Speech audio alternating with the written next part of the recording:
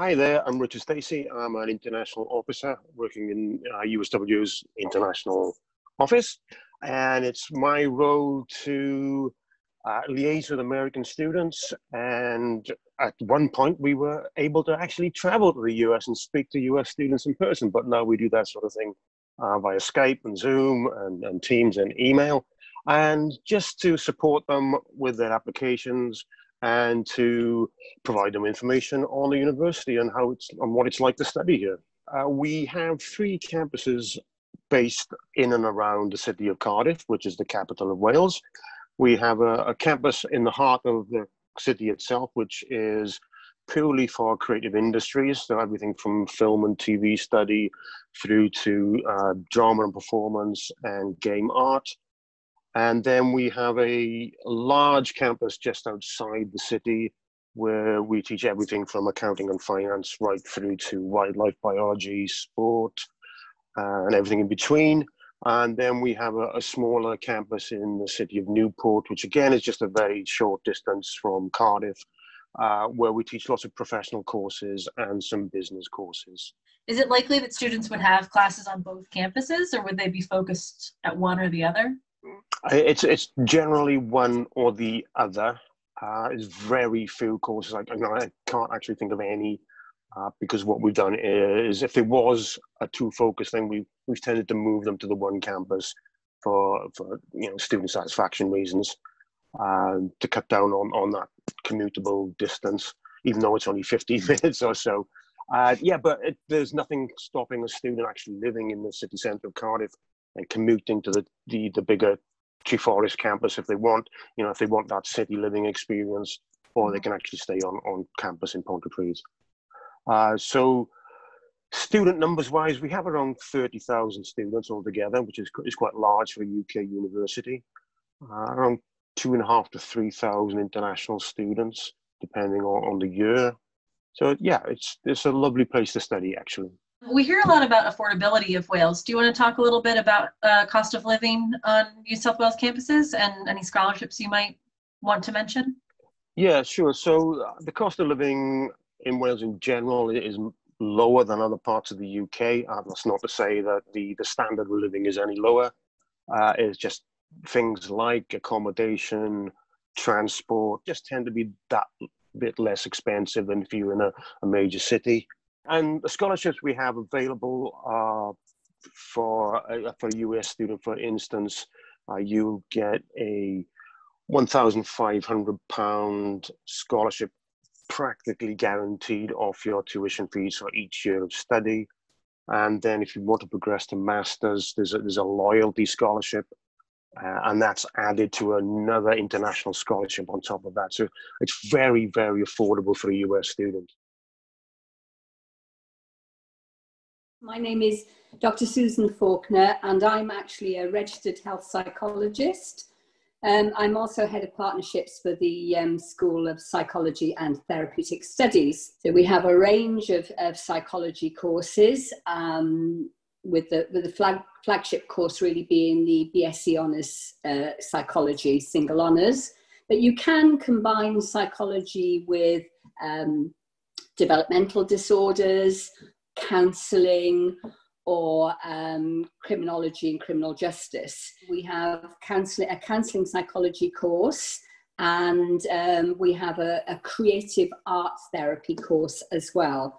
I mean, we credit ourselves really, well, we're known for being an applied study course and applied research as well, because of course all our staff are involved in research in psychology in very applied areas such as gambling and alcohol and developmental disorders. So that allows you in the third year then to focus on applied areas such as clinical psychology, neuropsychology, applied social. So there's quite a good choice of applied areas once you get to the third year of the course. Just want to ask about the transferable skills that you learn doing a psychology undergraduate or even a postgraduate degree. The skills that you would learn for everyday use in business, for instance. Is that a fair assessment? Absolutely. As part of a psychology degree, you get to acquire a wide range of transferable skills, because you'll be designing experiments, for example. You'll be analysing large data sets. You'll be writing reports as well as essays. You'll be working in groups as part of teams, very much focus on teamwork and group work. So yeah, it's fair to say that I think more so than many other degrees, you will have the opportunity to acquire a range of transferable skills that are very useful in the job market and employability. Can I ask you why an international student might consider coming to the UK, to Wales specifically, for this course? What do you think some of the benefits would be for studying outside of their country? Huge benefits, I think, from coming abroad to study, meeting new people from different cultures and different countries. In terms of coming here to study psychology, we've got a very supportive team. Students comment on the friendliness and supportiveness of the psychology team here. We've got a very active psychology social group. It's run by a team of postgraduate students where undergraduate students are encouraged to they arrange guest lectures coming in, they arrange trips out, and so it gives international students a great opportunity to meet other students and engage in a range of activities with those students. That's fantastic. Thank you so much for this information. It just gives us a little taste of what the options and opportunities are, and I think would be really interesting to a lot of American students, because psychology is very popular there. So appreciate your time, Susan, and thank you very much. For the frequently asked question here, we're going to talk about visas and immigration. So those are two terms that I think people hear and go, oh my God, because it's a really scary word, visa. It's not a scary process, especially if you have an offer to study at a UK institution. It's a very clear, straightforward path. Rich is going to take us through the process and just tell us a little bit about what the student should expect and how it works, really. Luckily, in USW, we have a specific team that deals with visas and immigration, and that will be the same for every other university. And these people are real experts, and they will be there almost 24/7 to help you out. There are a number of fiery hoops, if you like, that you have to jump through, but you can jump through them. I think the most important thing is to gather all the documents that are required. And then once you have those documents in place, it's a matter of booking a visa appointment. Then when you get that appointment, it's quite a light touch. It's not an interrogation of any type. It's just take your biometrics. So then we have that at the UK end, so that to make sure you're attending lectures as you should be doing and not mountain climbing or swimming the channel. You are actually in lectures. At the University of South Wales, we employ a system called CAS Shield. I don't know if any other universities in Wales employ the same system, but once you've made an offer, you will be invited to go online, log on to CAS Shield, and that lists the documents you need. It's like a tick sheet. And that will help you put everything in place until you have your CAS. And I should have mentioned that the CAS is very important. It is your confirmation of acceptance of study letter. And without that letter, you're not allowed to apply for the visa. Rich, one of the questions we get asked all the time is the cost associated with this. Can you give us a bit of the background of what students and applicants should expect when they're going through this process?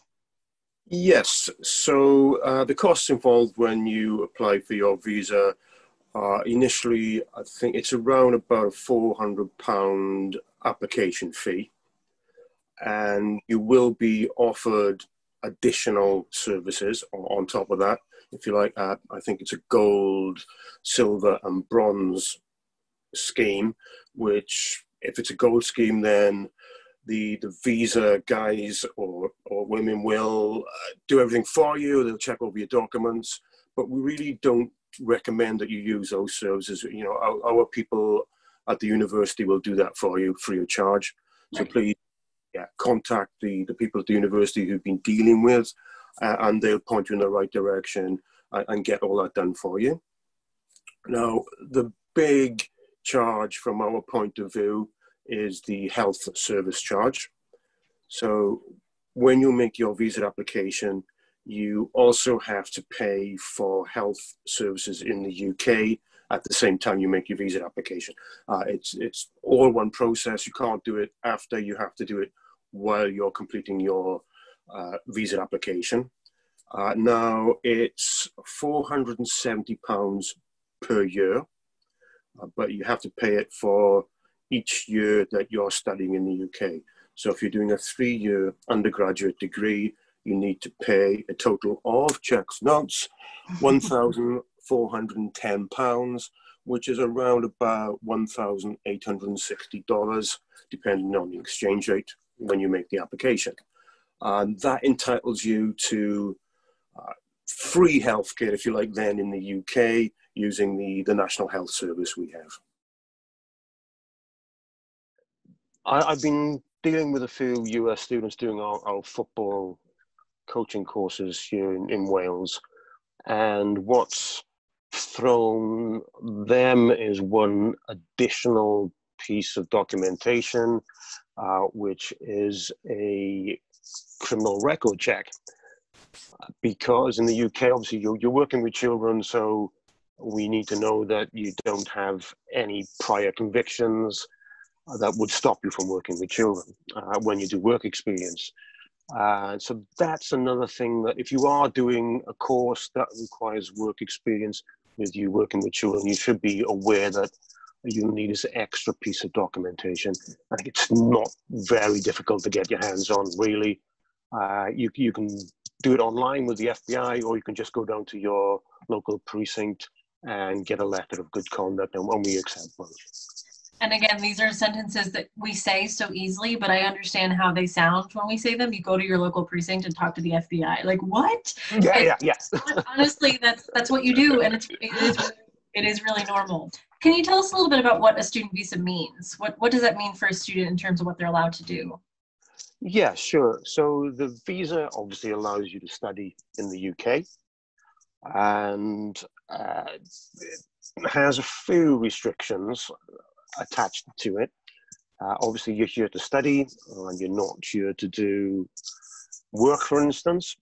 So it does allow you to work for at least 20 hours per week during term times. And in the holiday periods, you can work for a bit longer. I think it's 40 hours a week. So that's the main restriction on it, really.